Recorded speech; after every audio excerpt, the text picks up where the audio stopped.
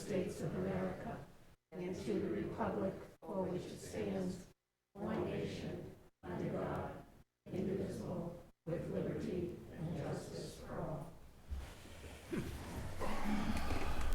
Okay, good evening and welcome to the Board of Selectmen meeting of February 7th, 2022. On the agenda tonight, we have public service announcements, moment of silence. We have a public hearing for Drake Petroleum. We have department reports from the Planning Department, Water, Sewer, and DPW. We have several action items, consideration and possible action on the DPW hiring of Luke Maplebeck. We have consideration and possible action to accept the resignation from full-time police officer Philip Derry. Consideration and possible action to accept the resignation of Peter Starkis, plumbing and gas inspector.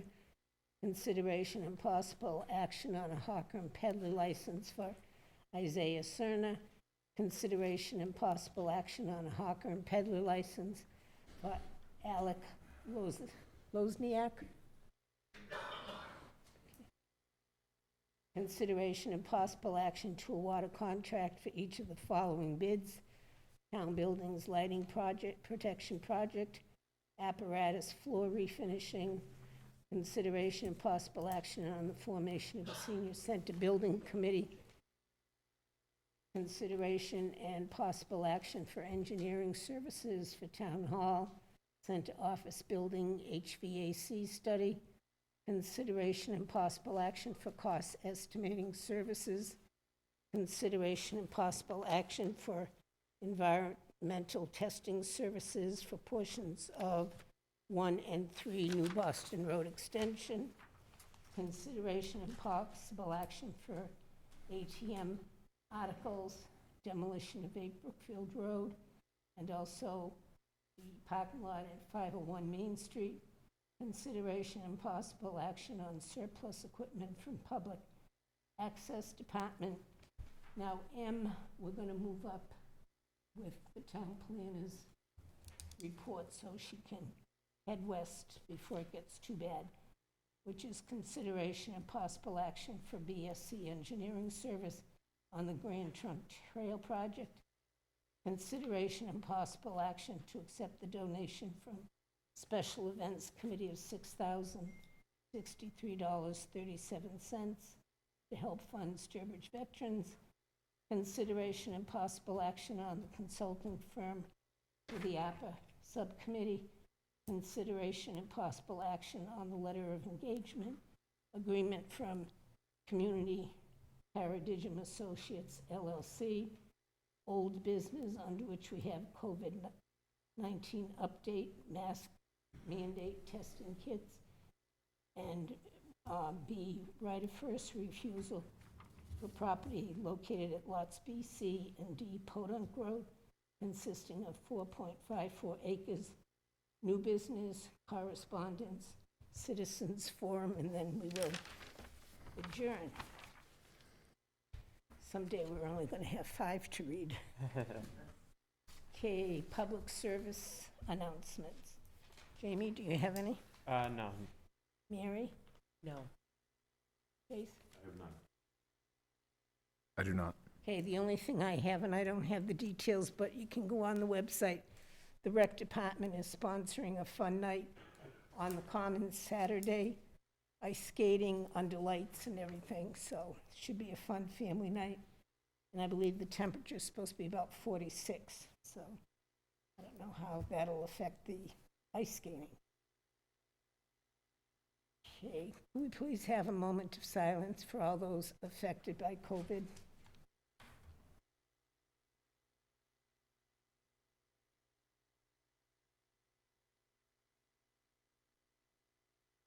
Okay, thank you. Okay, it's just 6:35. Chase, do you have the public hearing notice? Yep. Town of Sturbridge Board of Selectmen public hearing notification is hereby given that applications have been filed by Drake Petroleum Company, Inc.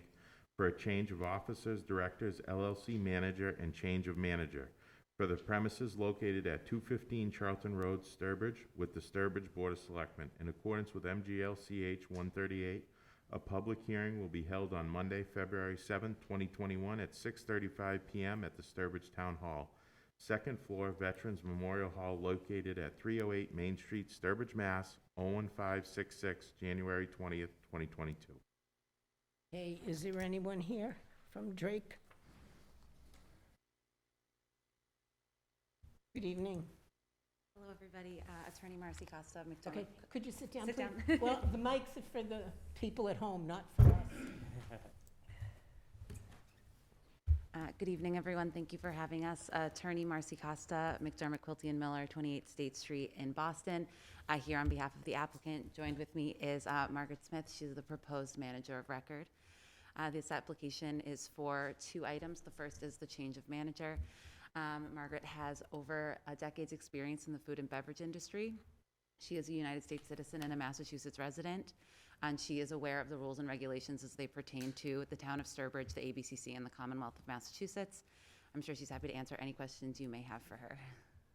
Okay, anyone have any questions? Amy? Nope, no questions. Okay, it is a public hearing. Anyone in the audience have questions? Okay, anyone calling in?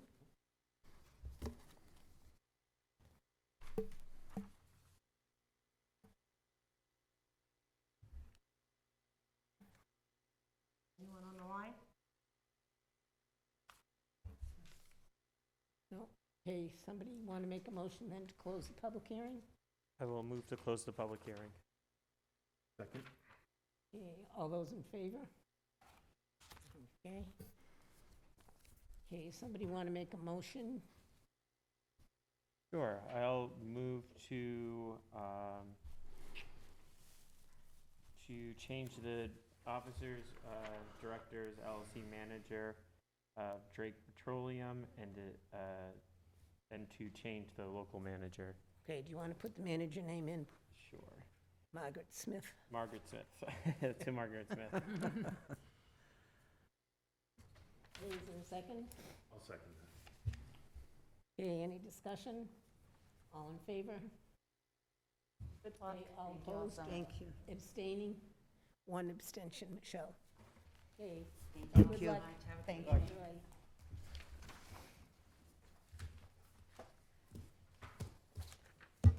Okay, next we have department reports. Planning Department, Jean.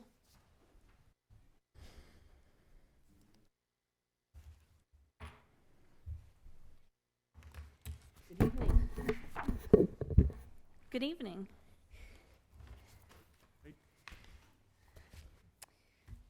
I've provided the board with a copy of my report, and I don't think I'll go through the day-to-day and maybe just touch on some of the big current projects that we're working on, if that works for the board.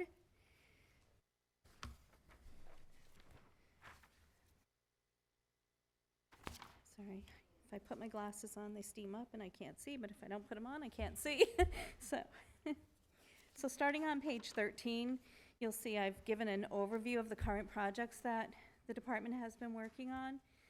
So over the past few weeks, actually Tom Chamberlain's been my best friend, and Mr. Reed. We've been working on trails projects. We have worked to have the contract documents, as you know, signed for the Conway School of Design to update the Recreational Trails Master Plan. And actually, we started meeting with the students, and I sent out a meeting notice to all of you this afternoon. If anyone can join us, we'll be having a virtual meeting on the 16th at 6:30 p.m. And we'll hear an overview of the 2012 plan and the goals that have been accomplished. And we'll be looking for public input on what you think should be included in things that we should look at as we go about updating the Recreational Trails Plan. So hoping some of you can join us. It is virtual. And then actually you have another action item this evening, and it's a contract with BSC Group, and that's to prepare all the bid documents and oversee the construction of the Grand Trunk Trail Westville section, so that's very exciting. I've provided you with an update on the Green Communities Grant, and we've completed all the projects. working with Robin and the contractors, except for the variable frequency drive for the wastewater facility. We've had some delays in shipping. I think that's nothing new. Everybody's experiencing delays in shipping. So once we get that, we'll be able to close out that grant. I'm working on a national grid fleet study with actually all the other departments, the DPW, police, fire, and Robin for our fleet vehicles. And this was a free service offered by National Grid, and it's to study our fleet and give us recommendations on which vehicles, if any, might be appropriate to change to electric when we think about replacing them, and also to give us ideas on building out electric vehicle infrastructure. And as you know, the Commonwealth has a pretty aggressive goal of reducing our greenhouse gas emissions to very low by the year 2050. So this is really kind of the wave of the future. So we're just trying to get ahead of the curve and see if there's any way the town could convert some of our fleet to electric. The Historic Preservation Grant, as you know, we worked very hard to receive a grant. We went out to bid in July. We had no takers. We went out to bid again in August, and this was for the update of the Historic Preservation Plan. No takers. I've been working with Mass Historic, trying to get an extension from the National Park Service and hopefully gain their approval to resubmit that RFP.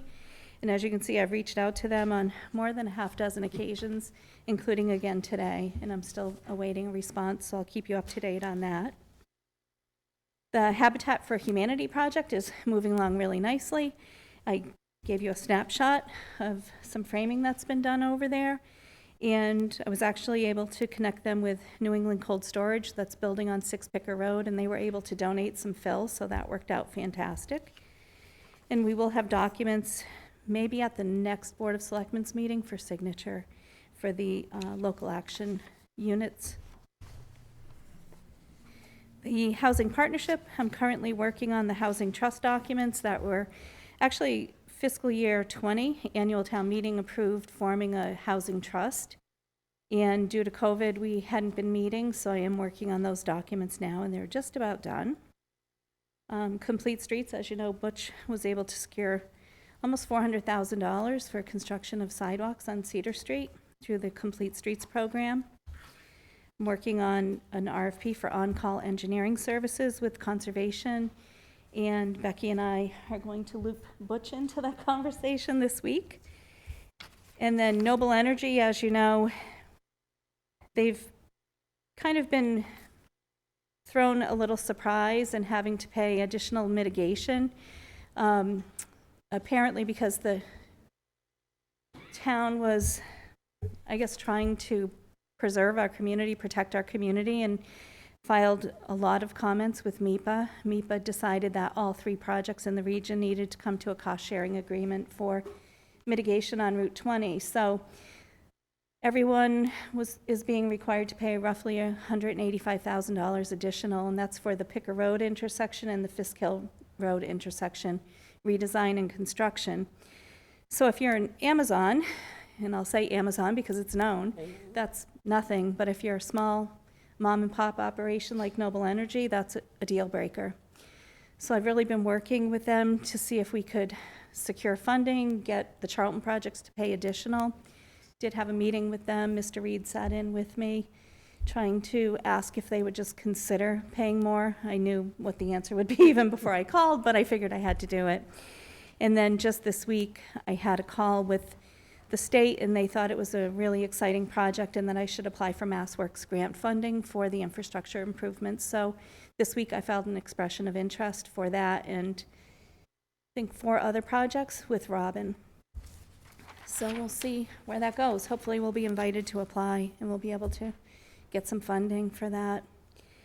And then the last page just kind of gives you updates on our projects. The 6 Picker Road is under construction, and that's moving right along. They hope to open in June. Planet Fitness hopes to open sometime this spring. Tesla is proposing electric vehicle charging stations at that location. Our general code project is complete, and I worked with the DPW and Ty and Bond to develop a stormwater action plan. And then along with that was just my normal continuing education credits, participation in my associations, and CMRPC. And that's about all I've been up to.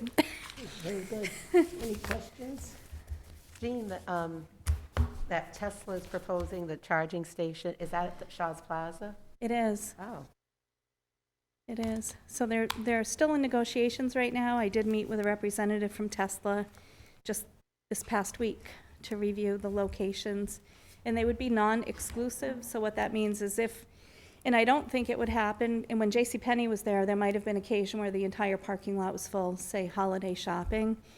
So these spaces are non-exclusive, meaning if it's around the holidays or whatever, and everybody's in Shaw's looking for a turkey, and there are no spaces, you can still park in one of the EV stations. well, that's And great. so they'll be clearly noted. And I was very surprised to hear that Tesla has sold enough vehicles to support this. They are actually building out infrastructure for their customers. They've sold over 1 million Teslas in the past 2 years. Pretty amazing. They're beautiful vehicles. Yeah, they are. Yeah. You can buy one in the spring. Okay. Yeah. Any other questions? I don't have any Jean, questions. report's great. Thank you. Do you keep track of this on your computer going through the year? I do. Good, because when I write mine, I have to go back and reread all the minutes. No, actually, And so, yeah, I have Janae keep a running list of the projects, and then, so this year I said I'm gonna write it down every month, what happens. yeah, Okay. makes it easier when you have to do this. Oh, yes, yes. It's a nightmare to go back and reread. Okay, and you would like a motion on I think the, Chase had a question. You know what, I didn't have a question, I was just gonna comment on the thoroughness of your report. You can tell it's really put together well. Thank you. okay, I imagine you would like a motion on the, The okay. con- Somebody the- want to make a motion on the agreement with BSC? And this is for preparation of bid documents and construction administration services for construction of the Grand Trunk Trail, the so-called Westville section. And this is a BSC group. They're very familiar with this type of work. In fact, the gentleman that Mr. Reed and Mr. Chamberlain and I have been working with used to work for Eastern Federal Lands, so that was a great plus. He's very familiar with their specifications and the way they do things and the reporting requirements. So we're here this evening to ask that you vote to It's sign the agreement. Further back in your pack because. Was it there a cost? Do you have a cost number Yes, for it's that? $44,500 with an additional $2,000 for mileage and printing. And then any overages would be built at the hourly rates as listed in the agreement. And I just want to give a shout out to you, and Tom's in the audience, Tom Chamberlain, because I know this has been your baby for a long time. And it's nice to see it finally coming to fruition. It is, 'Cause it's been a number of years, and that's going to be a great extension at Westville. Personally, I mean, it's selfish because I right. like to use the trails to run, and Mhm. but I can remember you coming again and again and again to the board, so. Thank you. It was the year I started. So 2005, my first or second week here, I met Tom and Mr. Malloy, and this is what we talked about. So it's exciting that it's finally happening. All the way back then. Tom will be glad when it's over. Okay, so do we have a motion then? So I'll make the motion to accept the quote from BSC Engineering Services on the Grand Trunk Trail project for $44,500 plus 2,000 mileage, with additional work to be billed at the accepted rate. I'll second. Any discussion? All in favor? Mr. Reed? I was just going to second what Mary said. This has been a very complicated project, a lot of different funding sources, a lot of different timeframes, and I think that Gene and Tom really did an excellent job pulling all this together. I think there was a while there where we didn't think this was going to work.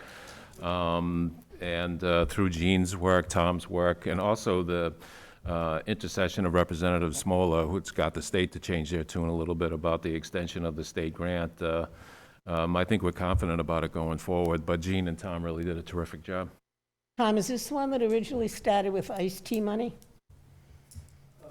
Yes, it is, and believe it or not, there's still some of that money left. Wow. Which is part of the complication now going forward. What kind of money? Iced tea, it goes way back to 2005. It was the Transportation Enhancement Federal, Okay. Funds. yeah. Okay, Thank so you. we had a motion. I seconded. Ian made it, yeah. Okay, any more discussion? All in favor? Okay, Thank thank you. you. Thank you, Tom. And Careful on the bricks out there. thank you, I will. And Mary, when you sign it, they put my name, if you could just scratch it Oh, and print yours, that would be wonderful. And I'll get that from Bob tomorrow. I can do it right now. Okay. Good night, Tom. Do you want me just to take it, Bob, or leave it with you? It's up to you. I can get it to you tomorrow if you want. Okay, sure. Bob can get it to me tomorrow. Oh, okay. Thank you. Drive safe, Good Gene. night. Thanks, Shane. It's messy out. Yes.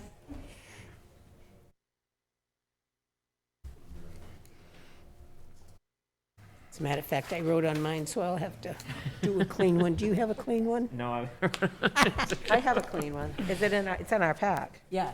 I can find it. I know. Back. I love it how you staple it all together. I just like went by and I was like, oh yeah, we could encourage people to run. Like, Whatever to sign, because I'll I, find it. That's probably better the one that's not double-sided. thank you. Okay. Oh, there, yeah.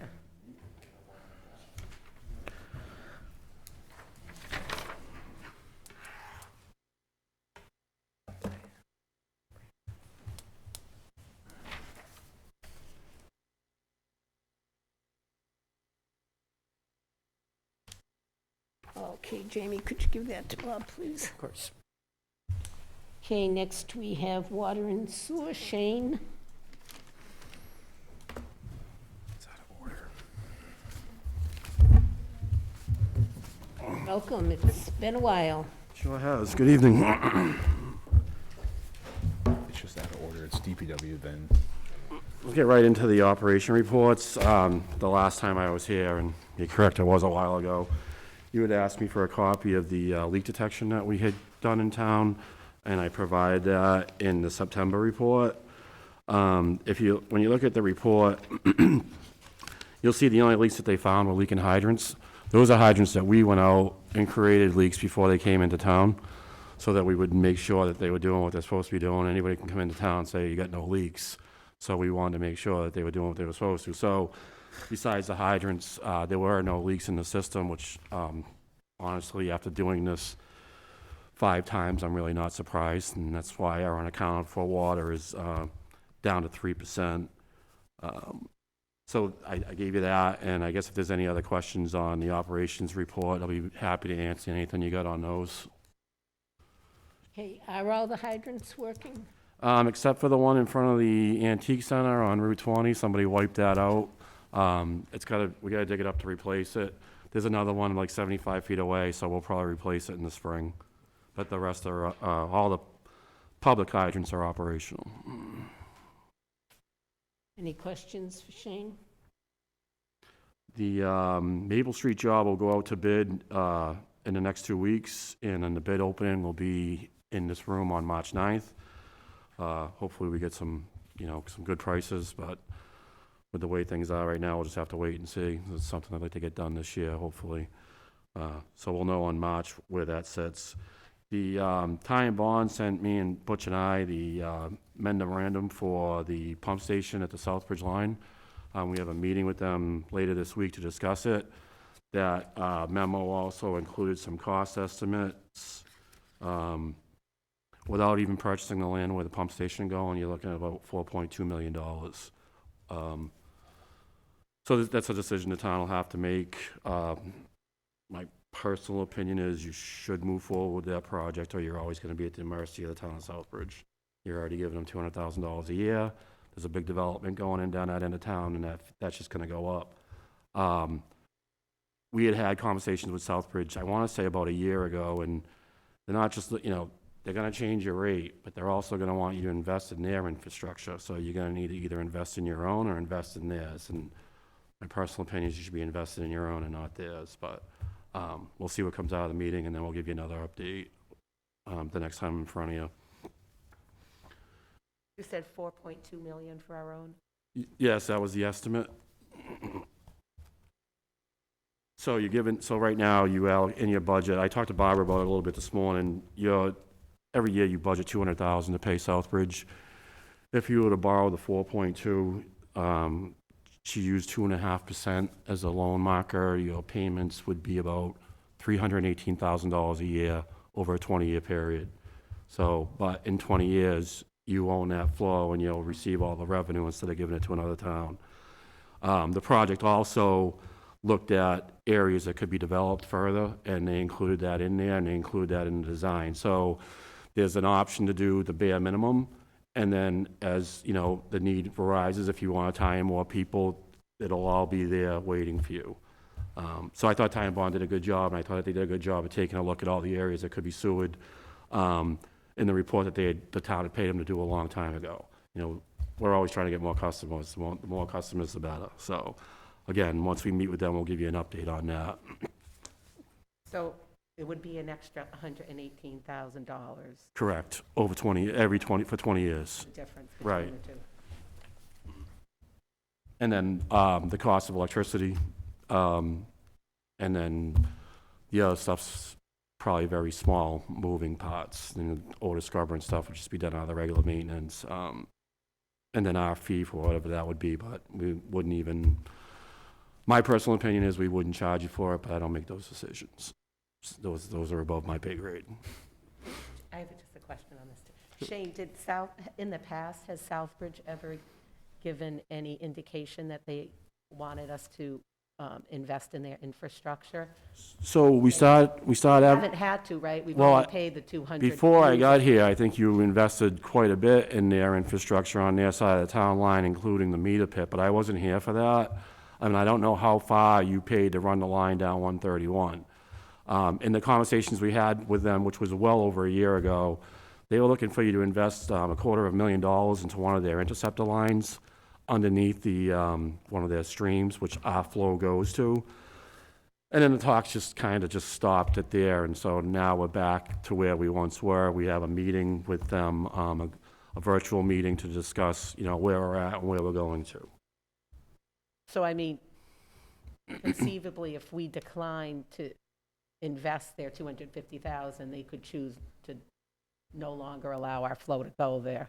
I mean, I don't want to think. Yeah, I honestly, threatening us, but I just- that'd be a question for your attorney. I don't know how that works. I mean, they can't just call you one day and say, we're not taking the flow anymore. Right. Well, whatever our contract is. Yeah, and I think, Robert had sent me some, I think your current agreement expires in January of 2023. Right.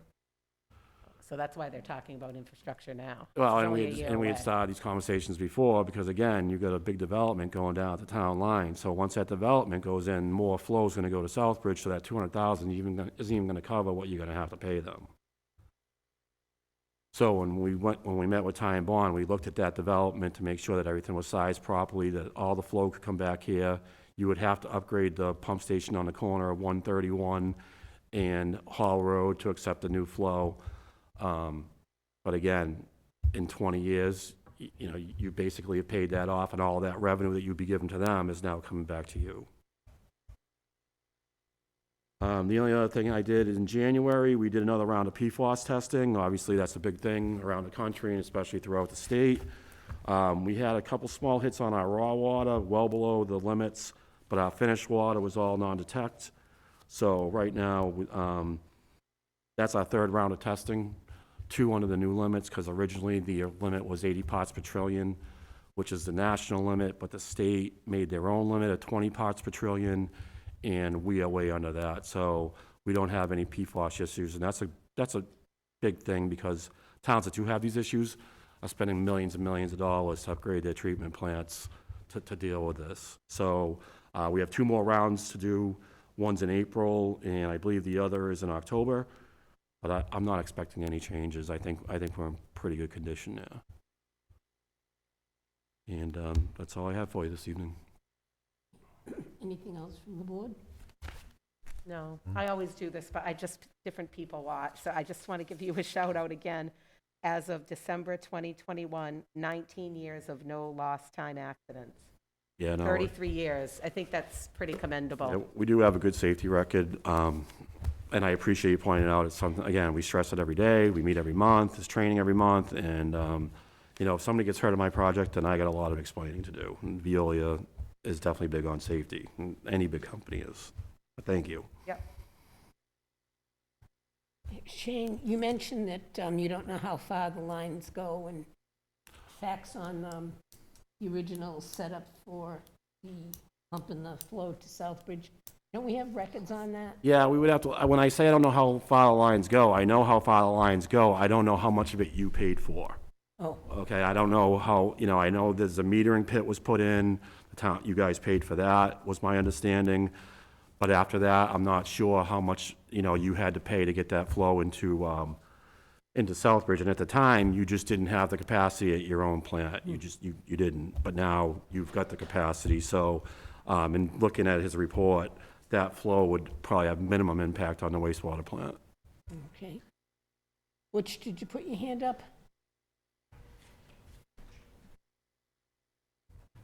Just to answer that question about the infrastructure, we installed the line from the town line all the way down 131 to Pleasant Street, left on Pleasant Street. We took a right down behind where the Eagles Club is, down to Mill Street, then back towards 131 to the Mill Street Bridge, and then we installed a siphon under the bridge. So we paid for quite a bit of money for the original infrastructure. And now they want another $250,000 to even think about taking our new development. Oh, they do change things. I do believe they changed the rate too. When we first tied in, we had a certain rate, and then later on, they put us in another category, and it's Right, a there is some higher rate. I found some paperwork on a lawsuit that you went through 15 years ago, maybe. Yeah. So it's been a battle. Okay, anything else for Shane then? Okay, thank you, Okay, Shane. thank you. Have a good night. Great night. Okay, next we have DPW. Butch. And not to embarrass you, but happy birthday. Oh, thank you. Oh, is it today? It is 64. God bless. Okay, I have October. I'm not sure if I gave you October before, but I included it. I don't October, think you should have to come on your birthday, by the way, but, I agree. no, I think that we should have put Next his year I off. won't. No, you have a job, you do it. Birthday, holiday. Oh, our chair. Oh, geez, tough crowd. Yes. In fact, you should have had to pay us to come here tonight. Maybe afterwards. Anyway, October, nothing out of the ordinary. We do a lot of the same stuff every month, but we did have a water break on Williams Road, and that is also an AC pipe road, asbestos cement pipe on that road, so that will have to be replaced at some point, like we're doing on Maple Street. We started our snow and ice, and then just mostly leaf removal in the cemeteries and pretty much regular maintenance. November, we had our first snow and ice event, which is memorable, and then we had the ice rink we installed. Then we had a problem with the liner, so we ended up getting another liner. So that took a little bit of a while, but fortunately we got it in there, and they've actually been using it. This year's probably the most I've seen them use the ice rink. It's been very popular this year. And then December, I have nothing notable. It's just the usual snow and ice. We've had a lot of snow and ice. We've had 18 events already, not including today, which so far we haven't had to treat. So except for the dirt roads. The dirt roads are a nightmare because they're all ice, and with the rain, it just washes off. We've been down there 4 times now in the last 3 days to all the dirt roads. But other than that, that's it for my report. How's the Any questions? plowing going? Plowing? Yeah, I mean, are we It's staffed well? been challenging. I've actually plowed every storm. I've had Russell in, Tony Crane's been in, Dave Kabinski's been in. Everybody that we've hired, we've used. And I even had to borrow a couple of trucks from the water department, which works out fine. We own them, so that wasn't an issue. So we're getting by. I was going to comment that it was all hands on deck. Butch was plowing my street while I was out there. I just got it snowblowed, and he nicely came and pushed it all back in my driveway for me, which was perfect. So, but no, he's out there beating it with everybody else. So Did it like 3 times, didn't it? I appreciate it. I wasn't sure if it was you. I was going to stop, but I do like half of that street on there. So How we move, Anything else I from know. the board? That's fine. I have one more thing. The big question in town, obviously, the big dig on 20. Everybody's looking for an update. Did you get anything from the state? No, update about that? they gave us another proposal today. We're running into all kinds of issues, and they keep changing everything, and, of course, they ran into a stone bridge under there. I mean, if you get a chance to stop over there and walk in the median, look in the hole, there's like a, No, I'm not trying to get hit down there. but it's really something they hadn't planned on. They just keep running into issues that they didn't Yeah. plan on. I don't want to blame them for not, I mean, they're out there a lot in the cold. Oh, And, real cold, too. Yeah, And you don't know what's under the ground until you dig it. the road's so. a mess, and we keep having to call them up and say, to fix those potholes, but I think they're, under the circumstances, they're doing the best they can. I see they put up the big bright lights. Yeah, there. those actually are really nice during the snowstorms. You can really see that, Yeah. lights up that whole area. So, Anything else? Okay, thanks. Go enjoy your cake. I got one more. Happy birthday. Yeah, he's Next. got a couple, yeah. Oh, that's right. Oh, yeah. I would like to introduce Luke Maplebeck. If you remember the name Maplebeck, I'm sure everybody here has heard that name, and he is of the same family. I've always said Maplebeck, though. Maplebeck. Luke is a 6-year veteran of the Air Oh, Force. come on and sit down, please. He spent 6 years in the Air Force. Thank you for your service. He's also in the tractor training school, so he's going to have his CDL very shortly. Comes highly recommended, and I'm looking forward to getting him on board. And he lives right here in town, which is always good. Yes. Any questions, of Luke? No? Okay, somebody want to make a recommendation on the Sure. recommendation? I will move to take the recommendation of the department to hire Luke Mapleback as a DPW laborer. Or what's the rate? Oh, I don't think I gave you the rate. Yeah, we don't have It's the rate. $20.53. $20.53. $20.53 cents per hour. Second? Discussion? All in favor? Good luck. Welcome aboard. Thank you. Welcome. Thanks, Luke. Ian or Chase? I second it. Yep. Fight.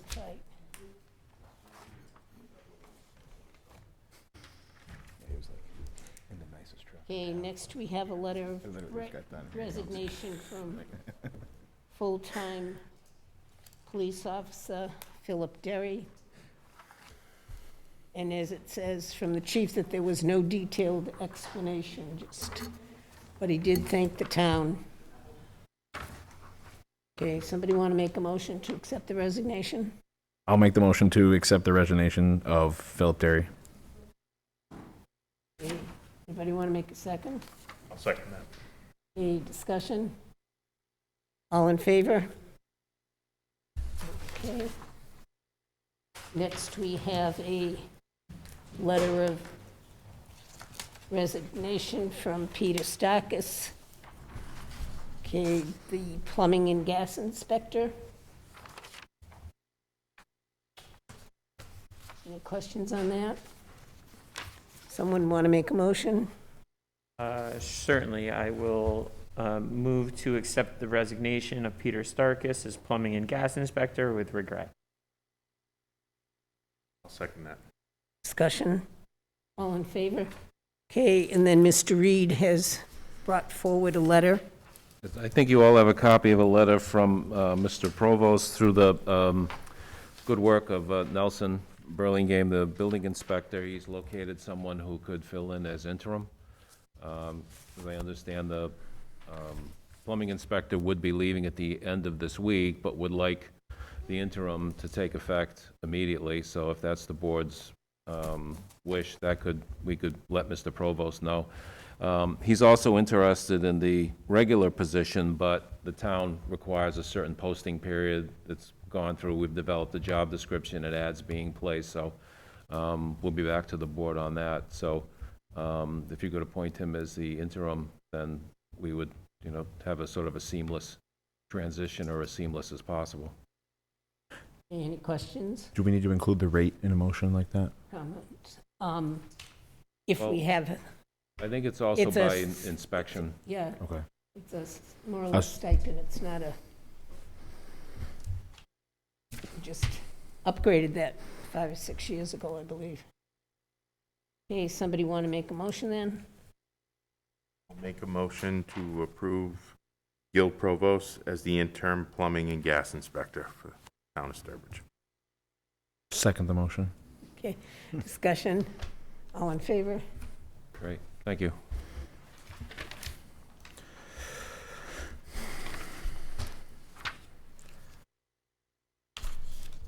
Okay, then we have a request for hawker peddler license for Isaiah Cerna. Could you please come sit?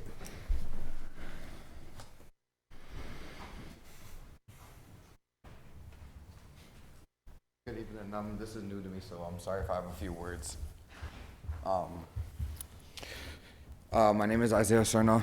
I'm on behalf of Premier Exteriors and Design. We're a home improvement, well, we're an exterior modeling company right here in Sturbridge, 500 Main Street, Fiskdale. We've actually recently just joined up with the Chamber of Commerce. I'm sorry, this is new. Oh, that's okay. What are you going to be selling? What are you going to be doing door to door? What we're gonna be doing is we're gonna be going door to door, signing up home owners for free quotes. For anything in terms of like the home, like roofs, gutters, windows, doors, siding, decks, literally everything outside of the house, pretty much. And being able to help homeowners partake in their projects. Be if it's like a custom deck or if it's some type of roof that they need to have done. Also helping homeowners save money on their utility bills. Be it, for example, heat leaving the windows, or maybe they have a drafty door. Well, we've been able to help homeowners in previous towns. Matter of fact, one of the biggest arms of success, which my manager actually was a part of, in the Big E, managed to help over 200 plus people at the Big E, along with the Big E themselves wanting one of our roofing system over their buildings. Our roofs, there's multiple types of roofs we do. We do a stone-coated steel, which you wouldn't barely tell the difference between a regular asphalt. It's fire-graded. It's fireproof, hurricane-graded. It's good for, there's everything, What hours? In terms, wait, what do you mean? Like how many hours we work, or like? Oh, when would you be going door to door? Averaging between like 11. I want to say like 11, like. And like 6:30. Well, depending on when it starts getting lighter out later. Now we'll be out until maybe 5:15, but when it starts getting lighter out, staying lighter out later will be. Yeah, we've always kind of restricted it in the evening because people have little children and they don't necessarily like to be disturbed. No, we understand that. That's why we always ended around. We always moved with the sun, so to speak. So in the winter, we would stop probably what did it usually set, like 4:30, something like that. When it would usually start to like dim down a bit, that's when we would stop. It would average between like 11. We would say 11:30, probably about 4:30. Then during like the summer, once when it starts to head towards like maybe 5, kind of move with the sun. Okay, comments, questions from the other members?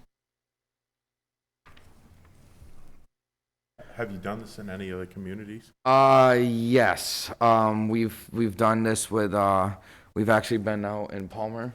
We've been out in Chicopee. We've been out in, where else have we been to? Ware, Ludlow. Oh yeah, Ludlow's, yeah. Yep. Too many for me to name. Anything else? Someone want to make a motion then? I'll make the motion to accept the hawker peddler license of Isaiah Cerna, with the hours given of 11 a.m. through 6:30 p.m. Mary, you have a comment? Well, no, it's always my typical, just because we're in the middle of the pandemic with the requirement that you approve. Oh yeah, we are full COVID. Full COVID protocols. We always take that serious. Okay, so are you willing to add? Yeah. With full COVID protocol followed. Okay, is there a second? Sure, I'll second that.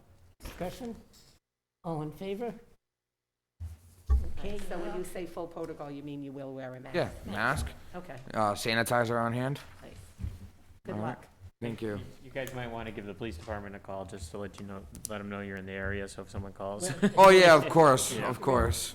yeah, because they've got the vehicle information and the Yeah. chief has signed off.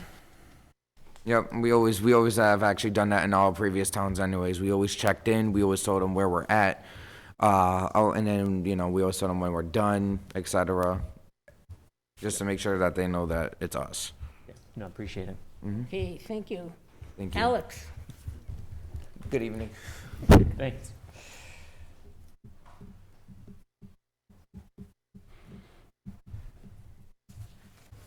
Yes, Same deal. what he said.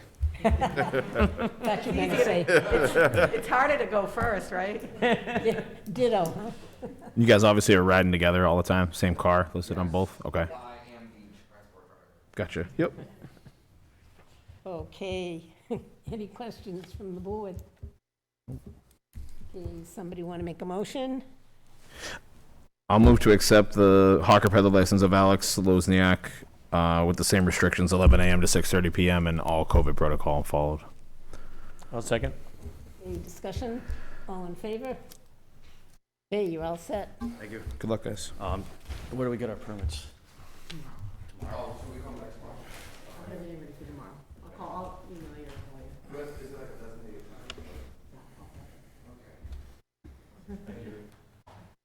Yeah, Tuesday, it's what, 8:30 to 7? The 7th, yeah. Okay, thank you. Have a great night. Okay, let's see. Okay, next is F, consideration and possible action to award a contract for each of the following bids: town buildings, lighting protection project, and the apparatus for the floor refinishing. Robin, you're quick. Good evening, everyone. I'll try to keep all of these brief tonight. Thank you for your patience with the agenda. So the first project tonight is the town building lightning protection. We bid that project. It was part of the fiscal '22 budget, and the low bidder is Smokestack Lightning for $86,215. So we are requesting that the board authorize the chair to execute the contract with Smokestack Lighting for this project. Okay, any questions on it? It's good it's below the Cheap. appropriation. Yes. And a local company too. So. For those watching, just want to quickly summarize the lighting project. It's lightning. Lightning, Yeah. Sorry. Make sure you get the end image. Lightning. Yeah, so this will be lightning protection on the town hall, center office, library, DPW, public safety, and the senior center building, all of which were appropriated at town meeting in the capital project. Okay, We're going to motion these individually, right? Each project individually motioned. yes. Yeah. two Yep. different- So I'll make the motion to accept the bid of $86,215 from Smokestack Lightning for the completion of the lightning protection. I'll second that. Thank you. Any discussion? All in favor? Okay, The second project tonight is the apparatus floor refinishing. In a very previous year, the capital funds were appropriated for this project. This is for the 10-bay fires, the back of the fire station that you can't see from the road. We have $95,000 in the budget, and the low bidder was Northeast Industrial Floorings at $89,900. So we're requesting tonight the board authorize the chair to execute the contract with Northeast Industrial Floorings for this project. any questions? Was that with the same product we had discussed about the? Yeah, Yep. this is the proprietary product for the Duraflex Hybriflex EB, I believe it I is. just saw the giant variance in the prices and was wondering if it was different. Yeah, not everybody called me for a bid and site inspection and measurement, Just- but Northeast did. They were one of the ones that came to measure, so. Perfect. Okay, someone want to make a motion? I'll make a motion to accept the bid from Northeast Industrial Floorings for $89,900 for Apparatus Bay Flooring Sealer. I'll second that. Discussion, all in favor?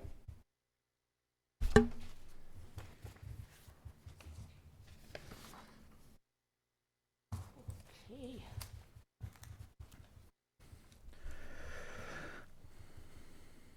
Okay, next one you have? I'm just gonna hang out here. So next is the next item on the agenda, the Mary, so Yeah, but G. it's the- Oh, yeah, consideration of possible action for the formation of the Senior Center Building Committee. So, No, I was just gonna Oh. have you do the other contract you had. $35,000 one, right? oh, did Yeah, the HVAC. Yeah. HVAC. Michelle, which one? It's a 308 and 308, Oh. 301 and 308. I'm skipping around, okay. So for Town Hall and Center Office Building HVAC, okay. So we got 3 quotes from Van Zelm, Tigan Bond, and CHA Companies for a previous year allocation for a capital study to figure out why these systems, which we installed in 2010, are costing us so much in maintenance. It's definitely been an interesting couple of years getting to know the buildings and starting to date things with Sharpie, knowing how often I'm coming back to some of the same things. So the purpose of this study is to bring in an engineer to really look at the systems, make sure that they're installed as designed, as built, they're working properly, or kind of give us an opinion on why they've been so sporadic. Thank God we don't have any failures or anything major, but we just have a lot of work and a lot of little parts. So CHA Companies gave us a quote for $17,500 to perform the study on this building and center office. Any questions, comments from the board? Are we losing air conditioning in the summer and what are the, I don't The object to biggest this, thing, I'm just- sure, the biggest thing that keeps happening is that in each of these little units throughout both buildings, and we have about 40 of them, there's a valve inside that keeps failing. When it fails, it either clicks or shakes the entire piping system of the building, so everybody's kind of freaking out. So it makes a lot of crazy noises, and they're not just nice little sort of repairs that you don't know. I mean, that's good, they tell me it's broken, but that's the most common one. But then we're also seeing some inconsistencies with the temperature and the thermostats. So want to just make sure that a lot of the users in the building have to turn the heat way up to get any kind of heat running it and then turn it way down because they're overheating.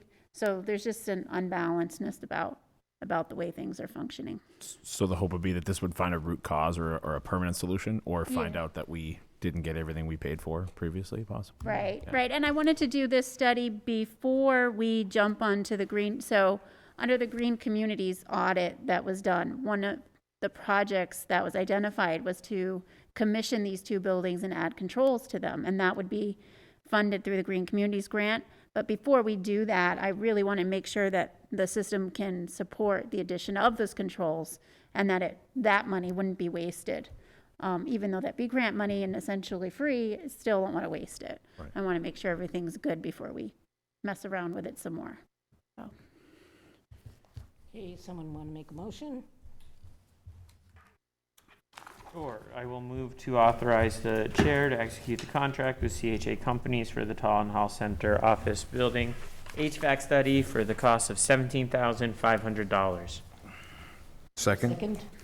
Second, Jamie's motion. discussion, all in favor? Yeah, I didn't mean to throw you off your I know. stride, so it's okay. can, What would you like to do next? well, I think we may as well just go through all the proposals and then get back to the study committee. Okay. Okay, so, Next one's the Joshua High HVAC project update. yeah. Cost estimate. Yep. So I provided you all with a status update of the Joshua Hyde Library HVAC. We put out an RFQ and we received 4 responses from designers, in no particular order: Roy S. Brown Architects, NV5, D. DiGiorio Associates, and SSV Architects. So the committee or the group is reviewing those responses over the next couple of weeks. And so unfortunately, due to the timelines of this process of the RFQ, as well as the budget process set in place to get to annual town meeting, I'm not sure that those are going to properly align. So we are asking for $3,300 for the use of professional service funds for a cost estimator to provide us with an estimated construction cost of this project based on the scope of work. So we have a preliminary number from the HVAC study, but because it triggered the additional architectural scope, those are the numbers that the HVAC and the mechanical engineers would not price. So we need to just have a nice number to be able to acquire funding appropriately and get everything together. The RFQ process will give us the number negotiated fee for design, but what we don't have is a construction cost. Okay, Robin, I see you wrote this on the capital planning request form. Did it go to the capital planning committee? It did not, because the cost is likely over the cost that the capital committee reviews is up to $100,000. So we know that the HVAC cost is at least $450. So they would be separate articles if they were to go forward to town meeting. So I provided the information as backup. They just threw me off, because usually, Yeah, Barbara suggested that I put on that form, but okay, any questions, comments? Someone want to make a motion?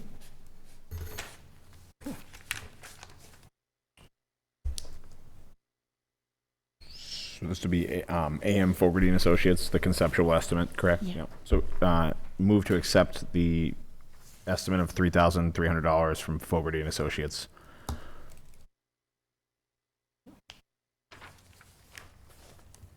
Coming from the professional services funds. Okay, coming from professional services funds. Okay, is there a second? Second. Any discussion? All in favor? Okay. Okay, next is the DPW one. yeah. So next is environmental testing at 1 and 3 New Boston Road. In a previous year, there was $45,000 appropriated for capital funds for a feasibility study for DPW. That money has not yet been used. The need study was a separate thing. This was the next step. But as part of that article, it included environmental testing for the site. So we are proposing to use $7,500 from that feasibility study funds to investigate the DPW site and the site, which is a little bit behind where the salt shed is, for a hazardous building materials survey report and a phase 1 environmental site assessment.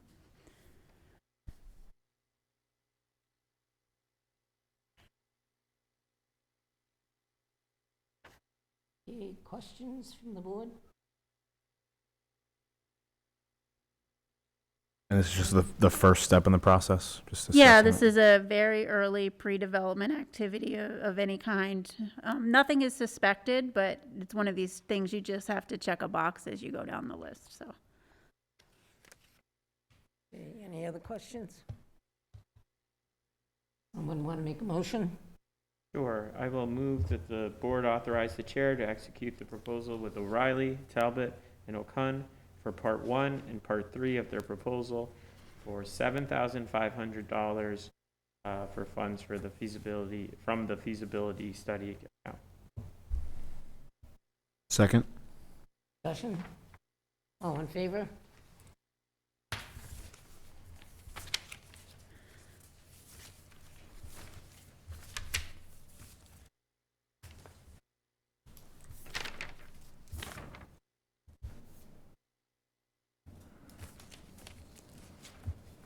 Okay, that's it for those, right? Yes. Okay, so let's go back to G. Consideration and possible action on the formation of a senior center building committee to approve renovation project and discussion on an OPM Services versus facilities as the OPM. First of all, break it up. We do need to organize a building committee. And usually, when we've had other building committees, Burgess, and going back to the safety complex and library and everything, it's always been settled on a number 5. Needs to work out well. So we would have to advertise for people who would be interested. And it's always nice if people who have some familiarity with certain phases of buildings. How's the board feel? Makes sense to me.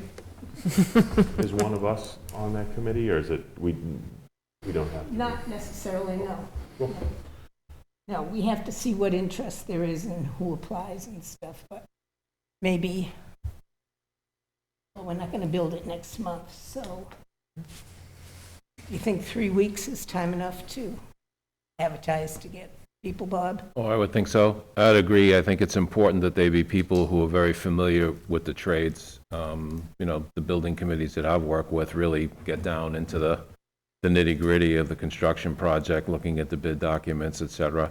And just for the board's information, I mean, I have, you know, it's completely up to you, and as you say, we'll have to see who responds, but I have worked with building committees that have had selectmen on it, who have been facilities Yeah, we've had managers and so forth. selectmen on some building committees. I think But we did I at told Burgess. Chase not necessarily. It's, you know, like we have some committees that, It makes sense to see It who's out takes- there. I would hope there's some eager seniors from the building trades that are just waiting to get on that board, so. Yeah, I would just say that I would hope, and maybe, I don't know how the board feels, I would like to have one of those people invite one of the people from the Senior Center Study Committee, if they're willing. I know it was many years that they gave their time. well, there was But one it- that expressed an interest in it. Okay, so, I Just mean, one. just, you know, maybe just a separate email to that committee saying, you know, we'd love it if there was one that would be willing to be on it. For some continuity. And also kind of as a nod of respect, because they gave many years to the study of it. And it would be nice if one of them, I think, was on the building committee. It's just my own feeling. See, I like it more general. I'd like to wait and see who we get and then go from there, instead of starting to pinpoint exactly who or what we want right now. Because Well, I maybe do one know of them. I worked with the study committee, all except for their last year. And I'm not sure they would be interested in the details of building plans and everything else. Feasibility study was totally different. Why don't we put out the But I invite mean, and we see who we get? We can designate later, but let's just see, you know, we can put it up and give 3 weeks, and, because we don't have to move immediately on it. No. I mean, Well, when you- perhaps one of them will put their name in anyway, and Yeah, you never know. I'm in favor of somebody from that committee, but Let's see. 3 weeks would be February 28th.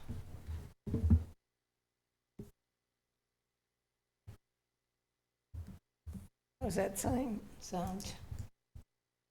Get them in, and we can go through them and discuss them at the meeting on March 7th. Sounds right to me. maybe somebody can let one of the papers know. I guess we only have one paper now, the Sturbridge Villager. And it needs 3 weeks. Does it need that long?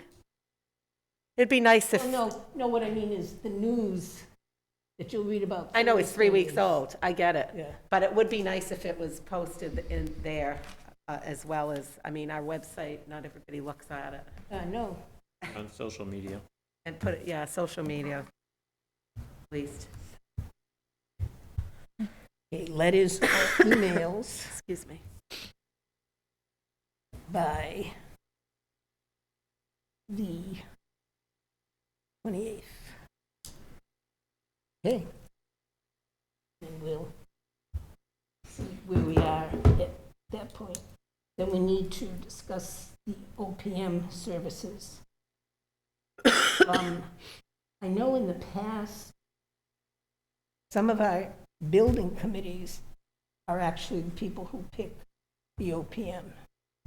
And the OPM really work with getting the building committee moving and doing and interacting with whoever we get to do the final design. Yeah, it does seem to be a little ahead to talk about that before you even have a building committee. Because, I don't know if we should decide or they should decide, but either way, whoever's going to be involved in the process should have a voice in it. I would say. Right, because, they could make a suggestion and we can make the final say. Bob? Well, I would just put in my 2 cents, and Robin and I have had this discussion, and I'd be recommending this, whatever the circumstances of a community, but the statute does recommend what's known as a qualifications-based selections process. And, my own personal feeling is that that would be something that would be run by the building committee. I can help them with that. And then they would, my recommendation is that they would make a recommendation to the Board of Selectmen about picking the OPM. Right. Now, what about, this is probably early at a firm for the final design. Would we wait till the building committee gets going? Well, the OPM and the building committee would work on selecting the architect, the designer.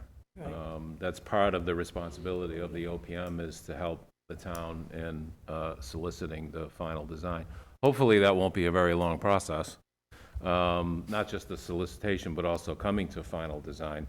As everybody knows, what's been produced so far is a feasibility study. I think the hope and the expectation is that the final design won't vary very much from that. Right, because I know some people had thought that that was the design and we'd be breaking ground in a month. Okay, so we will address that after we get the building committee going. I agree with that. Yeah? Yeah. Mary? Sure. That's the whole point. Okay. Robin? And I just want to point out in terms of the timeline, just so that everybody's on the same page.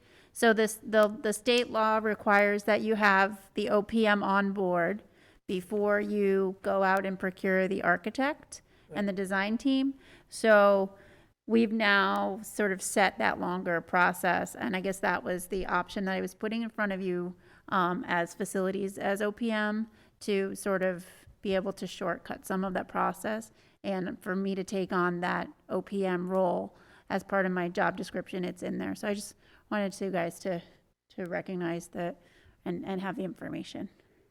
I recognize that, but I'd like to go through the whole process and, Yeah. week here, I understand. it's not really slowing down the process at all, Yeah, we're being deliberate. right?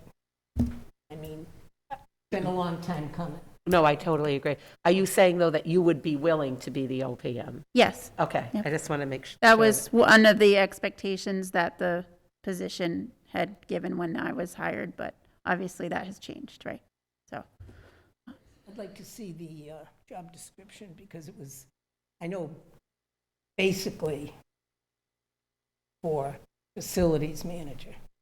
yeah, there was one sneaky little line in there that said acts as the owner's OPM, and which meant that it has to be a qualified architect or engineer that holds that position. Yeah, and I don't know if it entailed really big projects like this. Bob? Well, Robin is right. And she showed me her job description, and there is a Right. line there where the facilities manager was function as OPM, but that's one of those duties as assigned clauses in a job description, as I view it. It's not automatic that the Right. facilities manager would be the OPM. And again, I just want to say it's absolutely no reflection on Robin. no. I would be recommending this in any town that I was in, that you go through the qualifications-based selection process. Okay, so we'll get this up.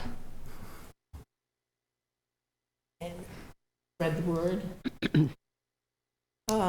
Michelle, could you call the newspaper? See when they would publish it? Well, they could probably do it a couple of times. I know the Historical Society had a meeting, and whoever they had called the newspaper was in there 4 times. We can get in touch with them. So, I like that you counted. okay. Okay, now, Robin, you also have this other one with Main Street parking lot. Yeah.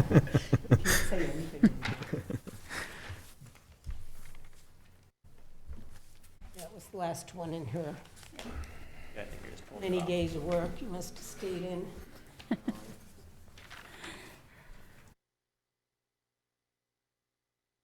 Yeah, so it's time, from my perspective, I was preparing for all the articles or whatever we would need to bring forward to town meeting. So I wanted to formally bring you guys back, 501 Main Street parking lot for construction. Yeah, no, we had. Yep, and I said know we- you have your own process, but I wanted to said we were put it gonna out bring there. it back with more detail. I think what lost it was, we didn't have much of an explanation at town meeting Right. as far as the details. And So- maybe even a little presentation of Yeah. what it will look like Yeah, and how it'll feed into the bridge for the hiking and. yeah, all that. Yeah. It lacked detail, we just thought it was. And then as far as your next one, demolition of 8 Brookfield Road, has to be determined. Bob? Well, coincidentally, it just, over the last 2 days, I think, maybe I got it Saturday, was a letter of interest from a party to purchase 8 Brookfield Road. I know the town solicited proposals over the summer. There wasn't any interest. I'm not sure, according to the procurement law, where that leaves you, and if you would need to go through a whole solicitation process again. I can check with council, but I wanted to see whether the board was even inclined to go in that direction again. Well, it's really, the building is in horrible, dangerous shape. Ugly. We're not getting any taxes from it. It would be nice if someone could put it to a good use.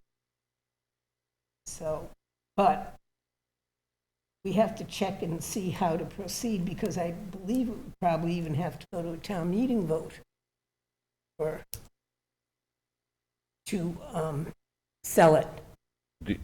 Oh, you don't already have that? No? No. No.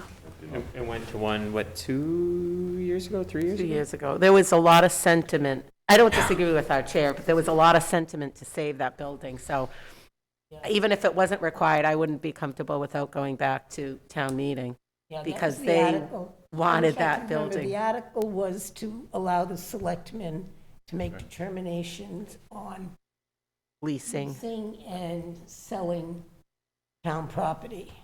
And the hullabaloo was, they didn't want 5 people making that kind of a decision. Okay. So, And also a lot of attachment to the old fire building Wow. Yeah. from firefighters and other people in the town. Just like your senior center. Yeah. Well, I mean, there was just as much a hullabaloo when they moved the bell from the old fire station to the safety complex. Well, if that's the case, you certainly got plenty of time, but I can check on the Yeah. solicitation process in the Right. meantime, and it can be discussed at a further meeting. Right, because it would be nice. I think the more information you have going into town meeting too, the Yeah, better. it would be People love nice to know what our intent of it to is, be done and with yeah. it, because that whole area, the group that bought Revese's, Mhm. going to renovate that, and then in the back, they're putting another building up for artist studios. And they're the same ones that did the ones on 20. Yep. The white.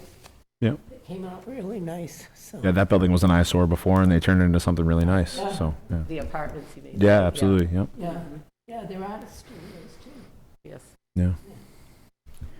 Okay, Okay, anything else, Robin? So just as a point of information, on the facilities webpage, I have tabs for 8 Brookfield Road, and I have the old needs study that was done back in 2015 that has all of the extensive amount of work required. And of course, that's 7-year-old prices. So we know if we're going to follow any of that for renovation, we're looking at a lot of money. And so I won't put anything, we're not talking about the demolition at this point, but it is for $90,000 that we have an estimate. Now, So, that's the report from, was it CME that did the? yes, CME did the report. It was close to 500,000. Yes, yep, 7 years Didn't ago. go too far because you probably remember the majority of the board didn't vote to bring it to town meeting. Right, and that included the time, the structural truss repair, and that does not include the current state of the building and the extensive water and mold that we're having over there for problems. Okay, thank you. for Thank your you. work. Thank you, Robin. Thanks, Robin. Yeah, thank you. Have a great night. Yeah, be You safe too. out there. I wonder if we do better selling it with the building gone. Okay, L. Consideration of possible action on surplus equipment from the Public Access Department. It's right Bob, there. you want to address that? Well, as you can see, there's quite a bit of surplus equipment left over. I think in your packets, there's a schedule of values that's been produced. Most of it has just been given a 0. It's either outdated, no one knows whether it even works or not, it's analog. I did do up a procedure for disposal per the procurement law, and then saw that you have a disposal procedure in your bylaws. However, it says that the sale would be published in items, would be subject to publication in the Southbridge Evening News and the Worcester Telegram and Gazette. So I think at this point, and we discussed having a larger surplus property sale, seeing whatever is out there besides this equipment, but I think that this may have been drawn up before. There are companies out there now where you can auction off property virtually free. I think where we stand now, if you were to put an ad in the paper, especially the Telegram, that would be most of the value of the stuff that you have for sale. We did GovPlanet for DPW stuff last year, right? We sold all the old trucks and Yeah, that's junk that was hanging around down there.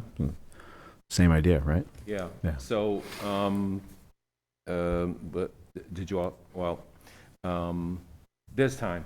We can, Okay, you we know, can move. put things together but I think what would be looking for in the meantime is at least if the board would agree that the items that have been deemed to have 0 value can be disposed of. There's 7 of them. Just cable and junk, Do right? you agree on that? I have no problem. You don't want to buy them? Vinsky Construction? We doesn't need can't, 'em? we can't, we're not allowed to, remember? $5,000, Chris. Can't buy the old, not allowed to buy old fire trucks or anything. Okay, so could we have a motion then to dispose of any of the items that are 0 value? So moved. Second. Discussion? All in favor? Okay, thank you. A discussion, possible action to accept the donation from the Special Events Committee of $6,063.37 to help fund Sturbridge veterans.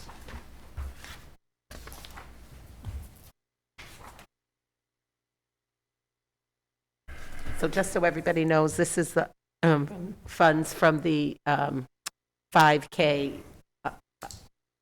Home of the Braid, I couldn't think of it, Home of the Braid Road Race, which is now, we've had 2. We're making it an annual event, and it has been the Saturday after Veterans Day. So this year, we're able to give it directly to our veterans agent. In the past, it's gone to 2 organizations in Worcester that aid veterans, but now we're able to fund directly a Sturbridge family. So, That's great. Okay, is there a motion then to accept proceeds. So moved with gratitude. Is there a second? Second. Discussion? All in favor? Okay.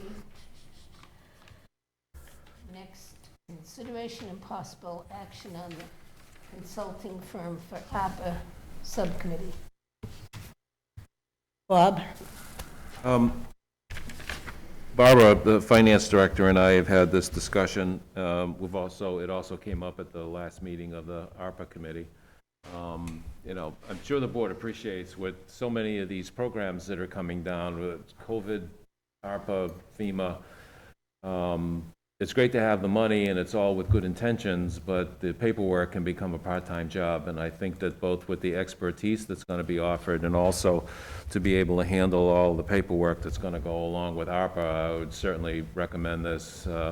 Barbara certainly feels that she needs it as well with everything that's going on in her office. It can also function as a help for the ARPA committee.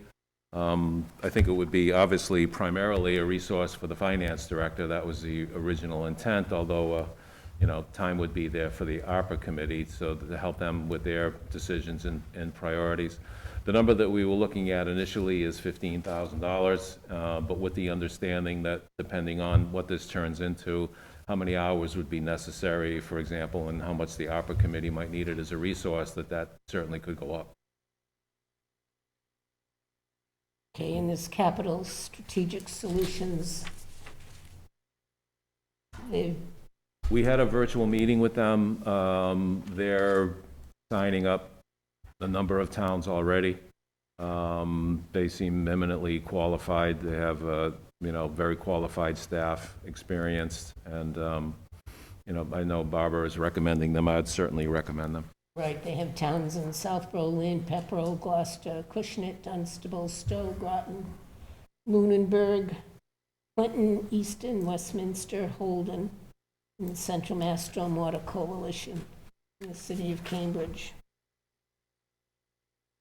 Questions, comments? So we're looking to just do 15,000 to start, and then Yes. if it was to go over that, we'd come back. That'd be a separate. Did you say that this could be funded by ARPA too? Yes.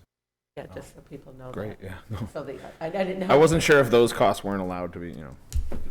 That's why we're I hiring, wasn't that's sure why we're either. hiring these people. I Yeah. asked the question during our subcommittee. Oh, but gotcha. It yeah. can come from, So we're approving it now, but most likely we'll get it back. Yeah. yes, right? All It's right, This will gonna, come from the ARPA fund, so we're approving it now, spending it now, and then it'll be worked into the ARPA. Correct, yes. Okay, somebody want to make a motion?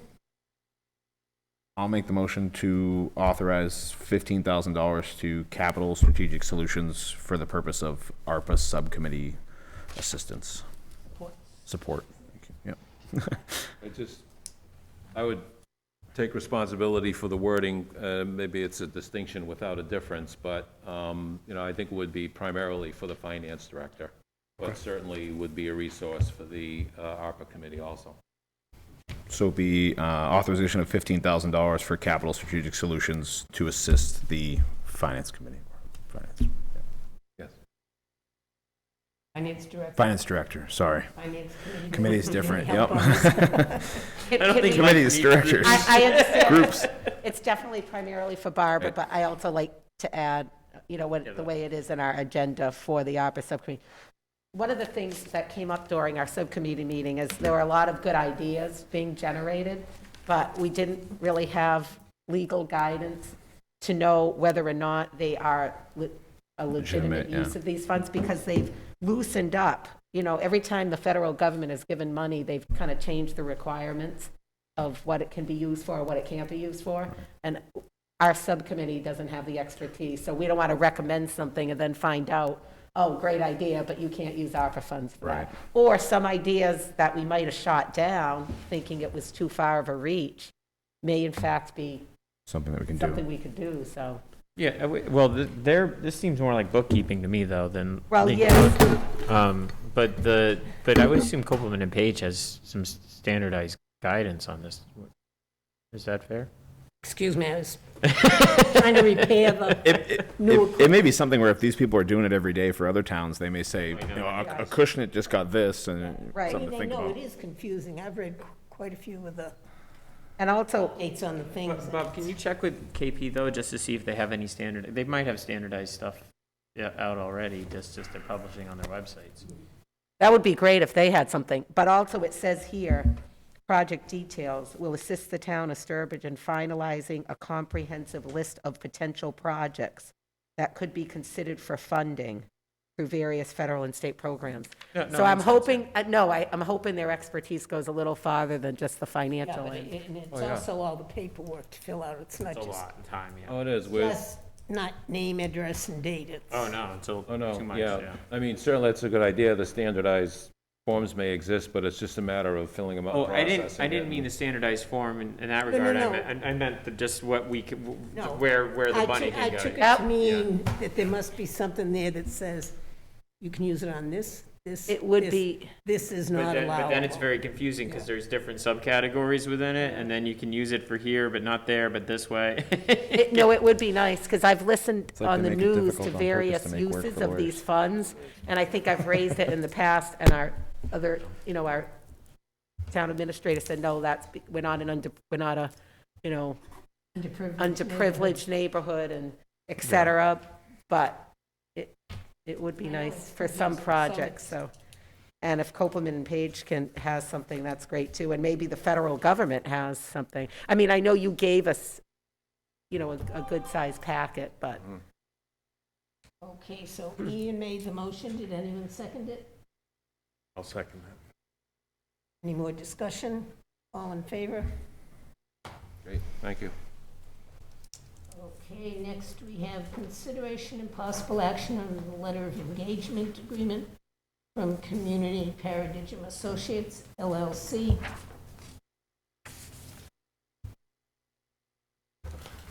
You want me to take this one, Mary, and kind of explain everything? Please. Yeah, so, last week, we've had two search committee meetings, and last week Bernie Lynch of Community Paradigm Associates, was who the search committee chose to, lead the charge here, and he was nice enough to meet with us and, without a contract and discuss things, and, he spent about 2 hours with us, I'd say, on a meeting last week, and we have all the faith in the world. He's who did the search, when Jeff was hired last time. He's very familiar with Sturbridge, and he's very professional.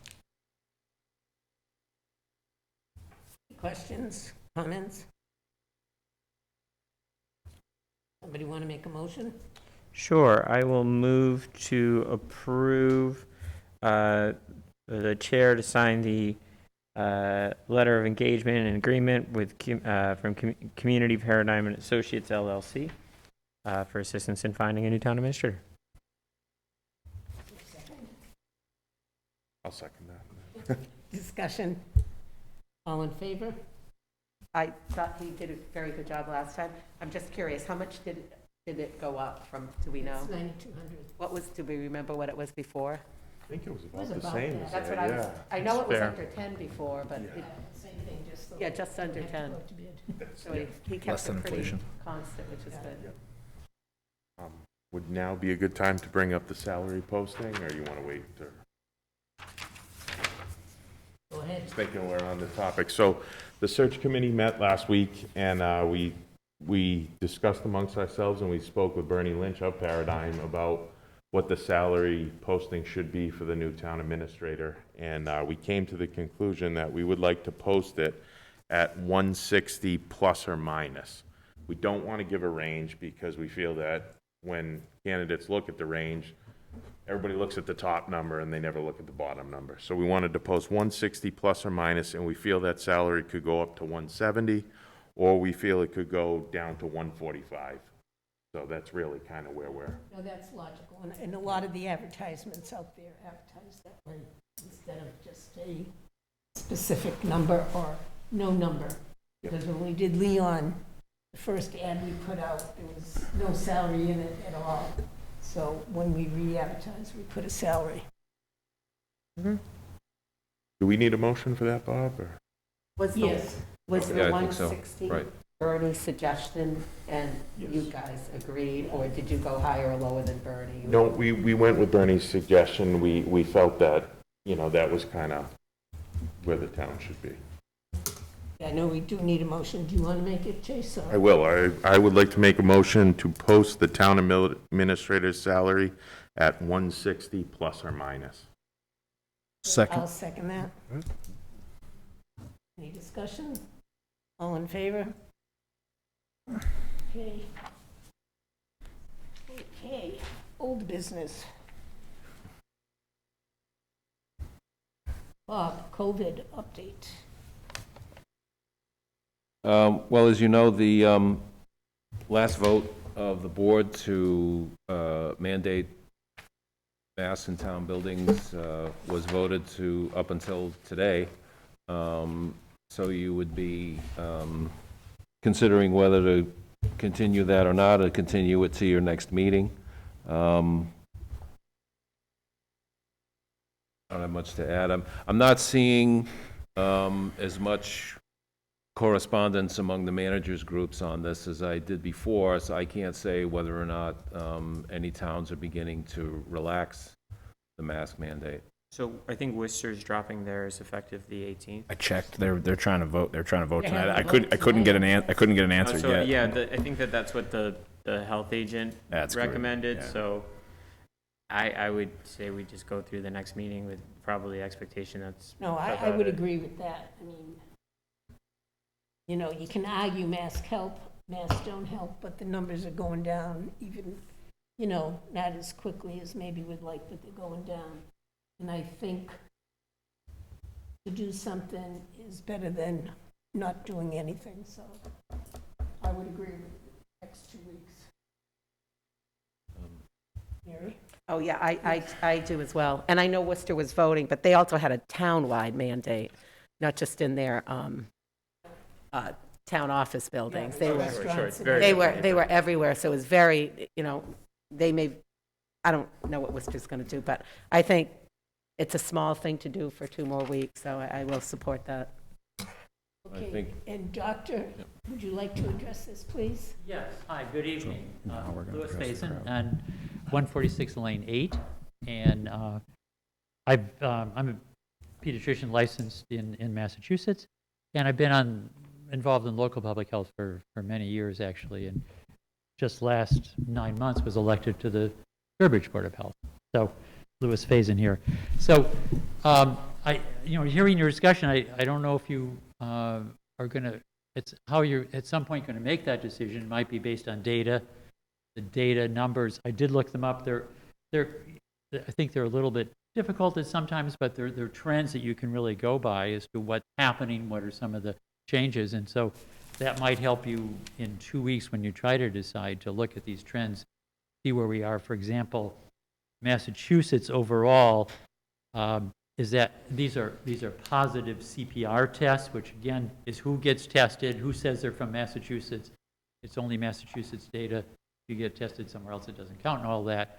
But given what it is, it's overall Massachusetts is 5.6% of people are testing positive, but it's been 1 to 2% since August. So just like, even though the numbers are variable, you can sort of use this trends, I think, to help you. And then there are also trends, by Worcester County and so forth. So that's one thing, just to bring up about that you could use one set of numbers, say Mass Department of Public Health numbers, and just see what it's trending, and it hits a certain point that might help you to say, if there's any controversy, we hit a certain number, we're done with Mass or something like that. I mean, I think you'd have something to stand on a little more firmly than sort of a gut feeling about it. And then the other thing is, I'm just new on the Board of Health here, but I don't know for sure if people at this point are required to go to work, or can they work from home if they wish, or because, what was it, May or June, we stopped emergency mandates in Massachusetts. What is the situation now in town employees as far as going to work? Bob? Well, I did talk to some staff here. My understanding is that information was sent out by the previous administrator some time ago, and basically it was that it was going to be addressed on a case-by-case basis. I know you brought up the issue of someone who might be immunocompromised. I think that was going to be looked at as a case-by-case basis. There is a provision where people would get time off for if they had a reaction to the shots. So that Test was... positive. Yep. Not coming to work. Right. Right. But as far as other examples, and there can be so many, that we're going to be looked at on a case-by-case basis. Yeah, I think there can be many examples, someone living at home, who's elderly, this and that. So I just think in the back of your mind a little bit as you think about this, might be, if we're really requiring people, they must go to work to get their paycheck, then you maybe have to be more firm about making it safe for them to be at work. If they have the option of working from home and so forth, then you've kind of made that you don't, who needs masks then if people have the option to work from home? But if they're requiring them to come to work to get their paycheck, I think there could be people who would say, well, then help me, and help me to be protected in the work environment. So I just would leave that with you to think about as you go forward with this as to how it affects people. Could be case by case, but then what, a grandparent at home, is that enough of a case or what? It's gonna I be- think our prior town administrator, just to kind of echo Bob's sentiments, we had left it that if anybody was uncomfortable They could. for whatever their situation was, either personally or who they lived with situation, that they could work remotely from home. But I don't think that we've really had employees doing that. Okay. But also, thank you for coming tonight, by the way. It's also, from my end, residents also have some apprehension about being exposed to town employees who have so much exposure to other people. Some people don't want to come into town hall. I know a few elderly people that said, can we still leave, bills outside in that little box, mailbox? I said, yes, you can leave it there because they don't want to go online or they don't have a computer. And they're reluctant, just like when they go into a supermarket, they wear a mask. If they come into town hall, they want to make sure the people that they're going up to pay their bills also have them. I'm just saying, this is what I get from the other end, not just for protecting our town staff. So. But I think there probably are pretty easy access to town services by phone. People are very amenable, I think, that I talk to in town, could be dealt by phone or send something in the mail it back. So I think that's more of an option to actually come into a building. Maybe there's some things you must come in for. I don't know, I'm just going by some older residents in town that were Feeling happy that there were, or also when our committees meet, this is a great big open room, for example, but a lot of committees meet in that back room, and it's extremely small. And some committee members want to be remote, so we've gone hybrid with, special events, for example. There's 5 of us, and there's older people on it, and they don't want to sit in on a committee meeting if people don't have masks on. So I've also heard that. So it's not just staff, it's when the committees meet. Yeah, so maybe making virtual meetings more accessible somehow would help that. But it's the town hall employees, if there's, something that they have to come in and sign for, the employees, I know the town clerk's office is amenable to taking the paperwork out to people in their cars. Okay, yeah. And finance is the same way. That's what I found, that town employees have really been very reasonable and working. When I was filing papers and all of that, they were really helpful to me. So I think it's more, as long as employees have the option, follow what they feel is their own need. They do. We even voted the option, if they get vaccinated, that they have any adverse reaction to that, they can So stay as long as home. we're not really mandating people to go to work, then I think it's easier Yeah. to say, well, then why mandate masks? There are options for people, they don't have to go. So but anyway, I would agree with the 2 weeks, see where we are, the numbers are coming down, they're still pretty high, a lot of people are still dying. Oh, yeah. So, it might be hard for people to understand that if people are still dying, why are you stopping mass when a lot of people are still dying in Massachusetts? Can I ask him one question? Can I ask you something? Yes. So I know a lot of people just do rapid tests now. Yes, And so when they do that, let's say they test positive on a rapid test, that's not, those numbers are not necessarily going to the state, and they're not tallied in that 5%. Am I correct? that's correct. Okay, so, These are just state PCR testing, or maybe in a physician's office or something that might go to the state, but really state testing, yeah. Okay. So it's quite variable, and that's why I think you just have to go by trends rather than what's the absolute number at any one time. So, but I think you would have trends really coming down. They're still high for Worcester, Worcester County, especially South Worcester County, but they'll be coming down probably in 2 weeks, and you could really say, oh, I think this is reasonable time. I think you'll Like probably be faced with that in a couple weeks. Okay, thank you, Doctor. Nice to be here. Good. Okay, now we had a motion and a second. Any more discussion? did we make the motion? You did that? I thought Okay. Not on the masks, no. No, we didn't. I'll make a you motion. didn't say it, sorry. Nope. Oh, go ahead. No, that's all No, you. he was talking about. Okay. I'll make a motion that we extend the mask mandate for an additional 2 weeks until our next meeting. Okay, I'll second that. Okay, any more discussion? All in favor? Okay, Doctor, can I ask one more thing? Because I get this question, and I hope I give the right advice. Is there any state requirement that when you have a rapid test and you're positive, that you contact the state? no, Okay, that's what I've been telling people. I just didn't, Now, if you do your own test, you take care of yourself, you between you and you. Okay. do your own quarantine, you're just like, you're responsible for your environment and your family. You Right. take care of it. I just had people asking me, and I said, well, this is what I think, but You're on your own. you're on your own. Yep. Thank you. Hey, testing kits. We've been notified by CMRPC, you know, we went into a joint purchasing with them, that the tests are expected to be delivered either tomorrow or Wednesday. The main point where they're going to be delivered is in Uxbridge, but arrangements have been made for them to be delivered to Sturbridge. Robin and I have talked about a place for them to go, because I understand from CMRPC they have to be kept at room temperature, so we have a spot. Robin may have to move out of her office, so that we can but, so we're prepared. Okay, now what about dispersing them?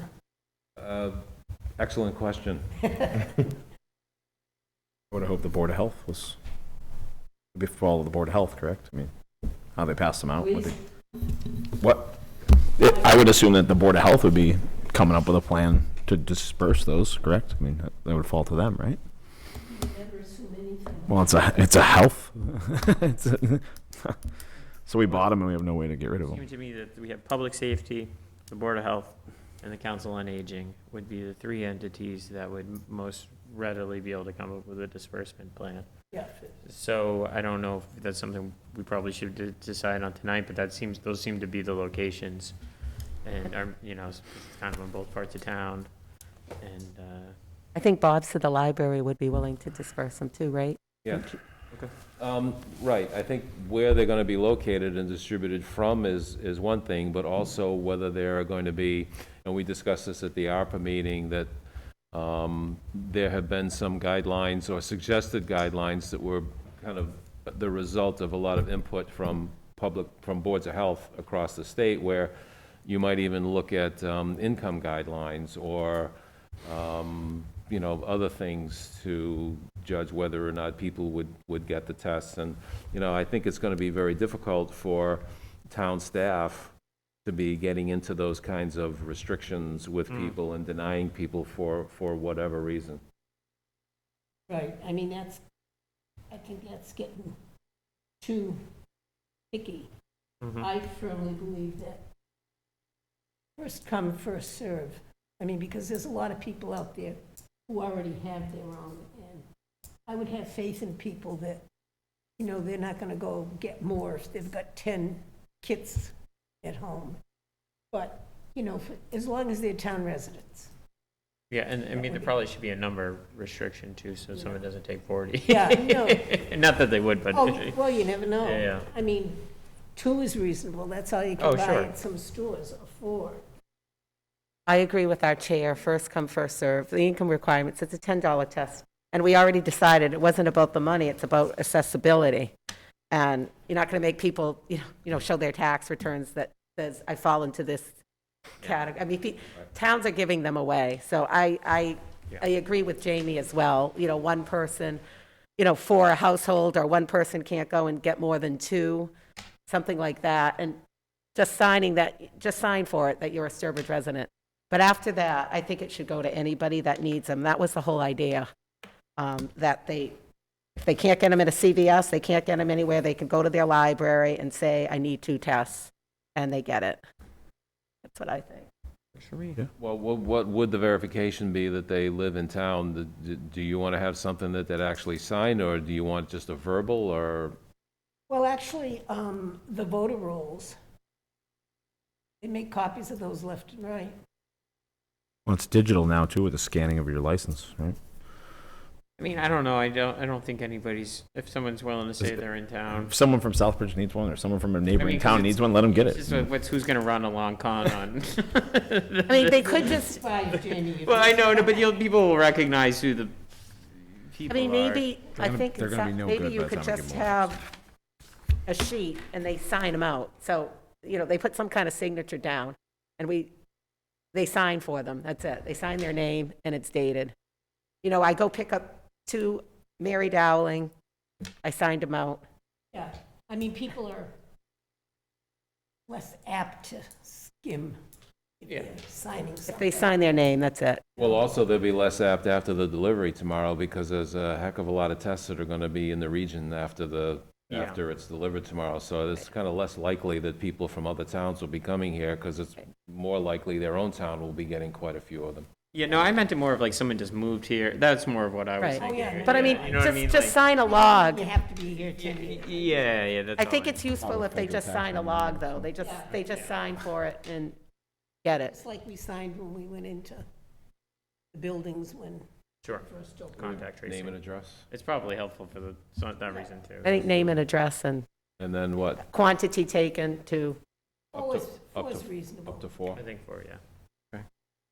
because most of these will probably be families, even though the kids will get some. People sign up on the government. And they expire, so we want to move them. Yeah, Right. okay. and maybe this can go in the paper too, Michelle. So people are aware, and on our website, that tests will be available at the following locations. When they actually are. Don't do that yet. We don't want to run on the buildings.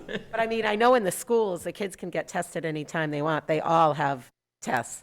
Yeah. So hopefully, families know that the kids can get tested at school, so they should keep the test for themselves, the parents. Okay, the next thing under old business before we get to ours is the right of first refusal for property located at lots B, C, and D on Podunk Road consisting of 4.54 acres. This came up before, and there was some discussion about it'd be great if Lot A for rec, but they're 2 separate issues. They aren't even the same owner. This is strictly on those lots. And the planning board, the open space committee, even the conservation committee voted not to exercise our right of first refusal. Well, I guess I was the one that asked that it get delayed based on Rebecca's memo. So I did talk to Annie. They actually are interested in one of them. And she spoke with Rebecca, and they're going to have their rec meeting, I believe, on February 16th. So just putting it out there for the board. Yeah, but they're interested in Lot A. I know, but for some reason, they did ask that don't we have 100 days on this to decide on the right of first refusal? Yeah. Okay, so they did request that we do put it off until they have an opportunity to have their meeting on the 16th. Yeah. Are we holding up anybody's project? Well, you're holding up the landowner's ability to sell these 3 lots to families that want to build houses. And you're also looking at a long process for if they have any ability to get Lot A going through getting money, planning, recreation there. So I personally don't believe that we need to wait. We can certainly work with recreation if they come up with a way of obtaining Lot A. So so rec is only focused on Lot A. And that's what Concom mentioned about, it would Okay. be nice if Lot A could be. Yeah. But Rebecca had indicated in the previous memo to hold off on this until she had an opportunity to talk with Rec. And I'm just conveying what Rec said. They are interested. We're holding them up, but at the same time, when land is like we're holding them up minimally because when they put, whoever owns this, when they put it in protection, they knew well that it could take 100 days That's fair. of. You did get the tax I was gonna relief. say, and to give it 2 more weeks to let everybody make sure that their ducks are in a row. But I think it's ridiculous that we're delaying this. Plus the fact this whole parcel, I believe, was 100 some acres. It's been sitting there, and it's been available for well over a year, perhaps 2 years, and it was brought to the attention of different boards, and nothing was ever done until it was subdivided into these lots, so that one person who retained ownership of B, C, and D could sell them. Whoever still owns A, nobody knows what that person wants to do. But it's up to the board. Somebody want to make a motion one way or the other? I don't think we need, if we put it off till our next meeting, I don't think that requires a motion. It only requires a motion if we're going to exercise, decline or. Exercise or waive. Yes, so what I'm saying is by putting it off 2 weeks, it doesn't require a motion. No. Oh, okay, I'm sorry, I thought you Yeah, went. no, does the board want to wait 2 weeks? I mean, 6.5 to 6.5 dozen for me. I can go either way. Well, I think I'm going to make a motion because this is just, we do this all the time. We put things off and put things off. I'll make a motion that the town waives their right of first refusal for property located at lots B, C, and D, Podunk Road, consisting of 4.54 acres. I'll second that. Okay, any more discussion? All in favor? 3, all opposed? 2. Okay, motion passes.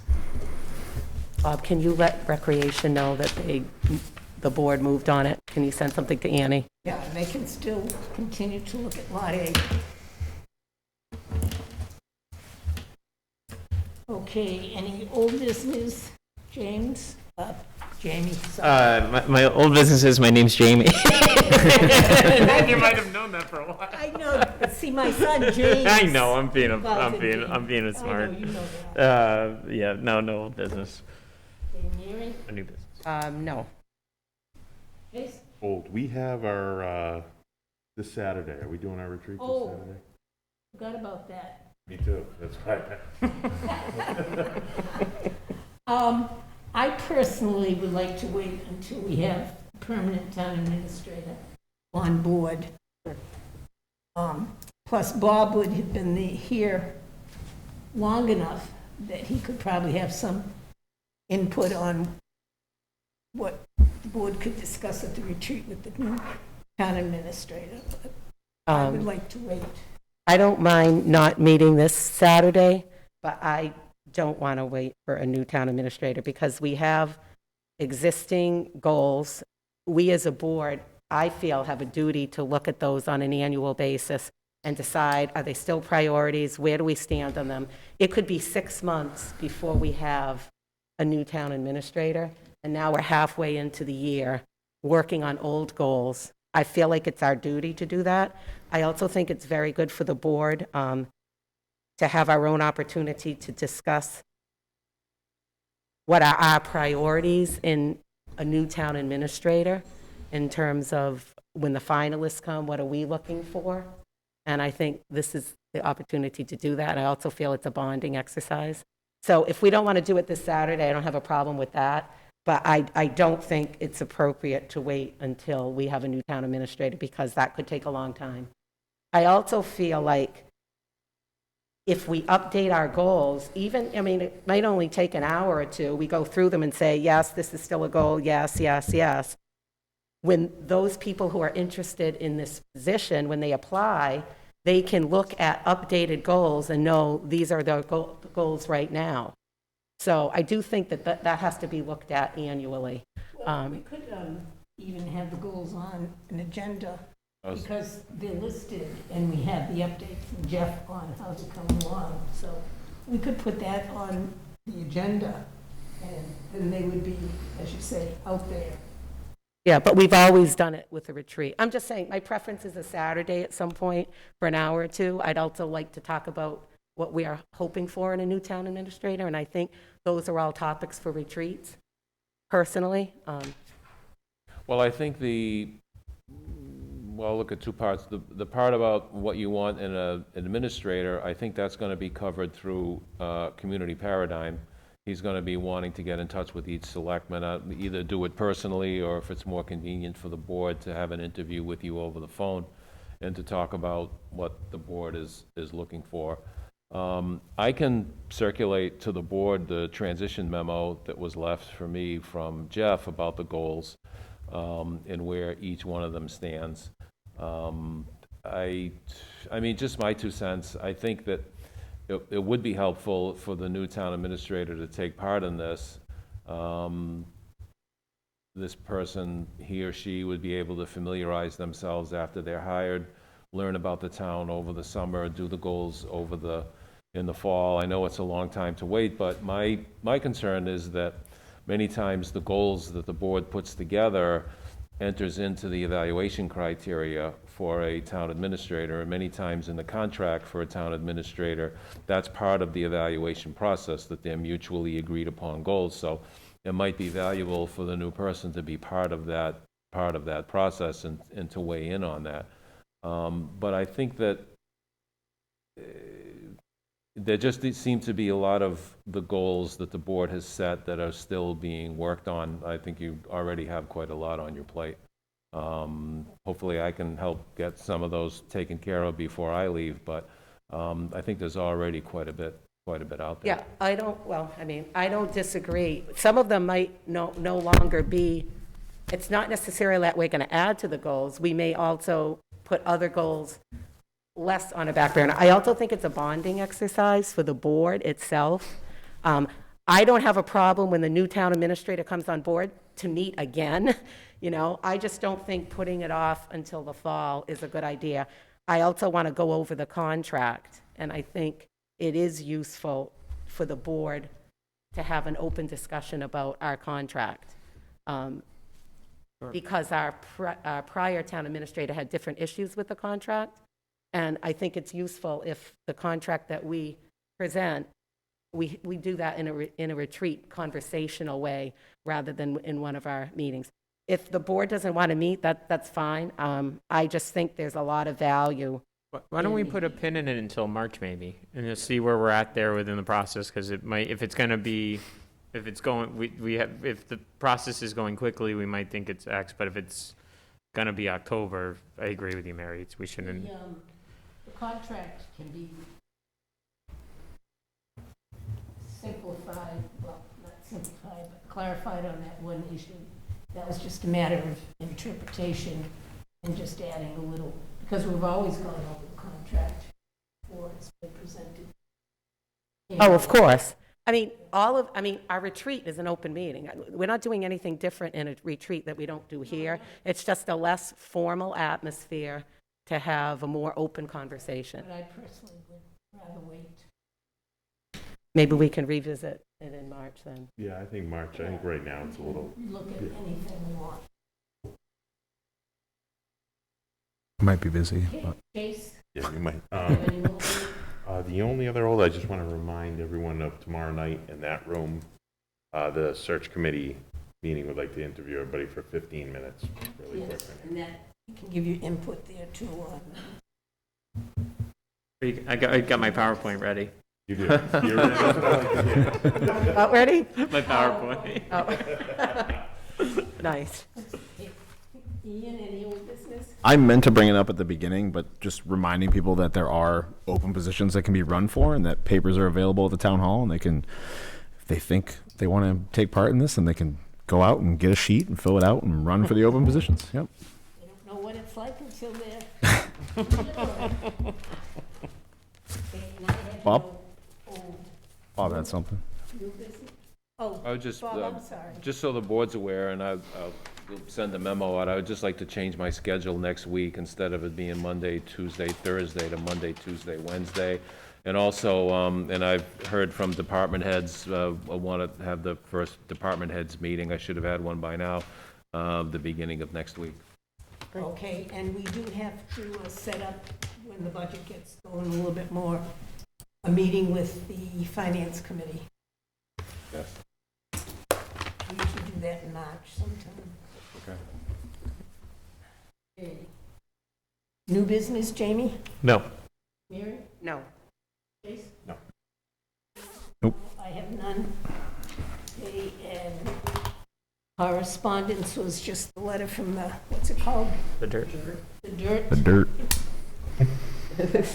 And we don't have any minutes because Michelle's been out straight with everything else.